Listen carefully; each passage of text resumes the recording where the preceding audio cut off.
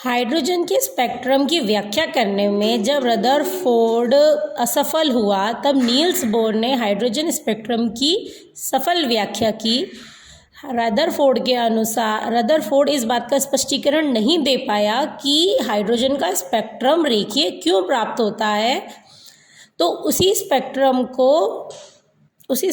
को Niels Bohr ने बहुत ही अच्छी तरीके से स्पष्ट किया, क्योंकि नील्स बोर ने ही ये बताया है कि जो इलेक्ट्रॉन है वो ऊर्जा का उत्सर्जन या अवशोषण तभी करते हैं जब वो एक ऊर्जा स्तर से दूसरे ऊर्जा स्तर में जाते हैं।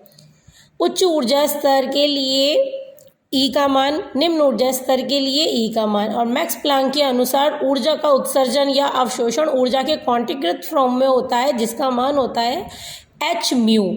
म्यू यहाँ पे आवृत्ति है, जिसका मान होता है c अपॉन लैम्डा।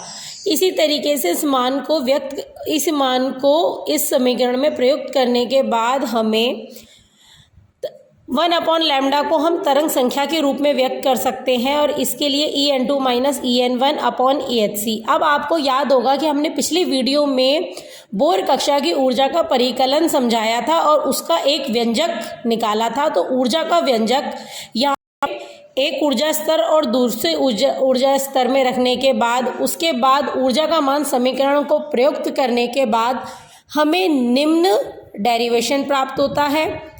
और इस समीकरण में जो बाकी नियत राशियां हैं उनके मान रखने के बाद हमें ये संख्या प्राप्त होती है 109737, जिसे कि बोहर ने रिडबर्ग नियतांक कहा है।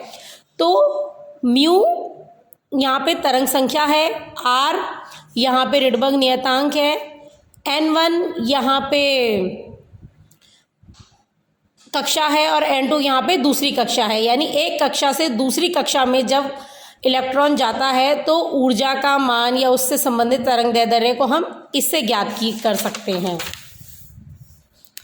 R का यह प्रायोगिक जो मान है वो इसके सैद्धांतिक मान के लगभग बराबर निकला। इसी वजह से जो नील्स बोर है वो हाइड्रोजन के स्पेक्ट्रम की व्याख्या करने में सफल रहा।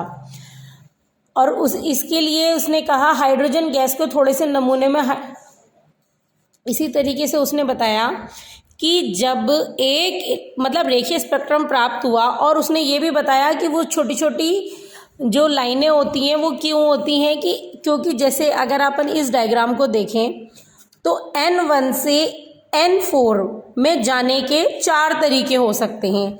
पैटर्न नंबर 1, N4 से N1 में सीधे ही आ जाए, या पहले आए N दूसरी कक्षा में आए फिर पहली कक्षा में आए।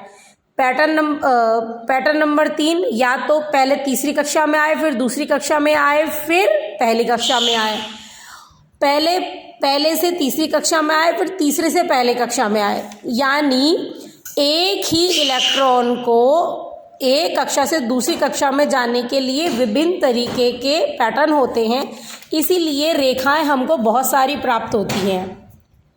अब जो सबसे इम्पॉर्टेंट है हाइड्रोजन के स्पेक्ट्रम में, जो हाइड्रोजन का स्पेक्ट्रम प्राप्त हुआ, ये N1 प्रथम कक्षा, N2 दूसरी कक्षा, N3 तीसरी कक्षा, N4 चौथी कक्षा, N5 इस तरीके से हमको लाइमन श्रेणी, ब्राह्मण श्रेणी, प्राश्चन श्रेणी, ब्रैकेट और फुंड प्राप्त होती है।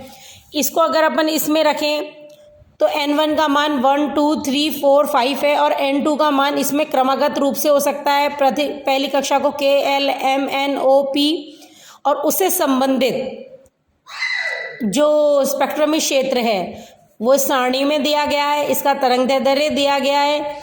इसी प्रकार नील्स बोर अपने हाइड्रोजन की स्पेक्ट्रम की व्याख्या करने में सफल रहा। Thank you for the watching my video.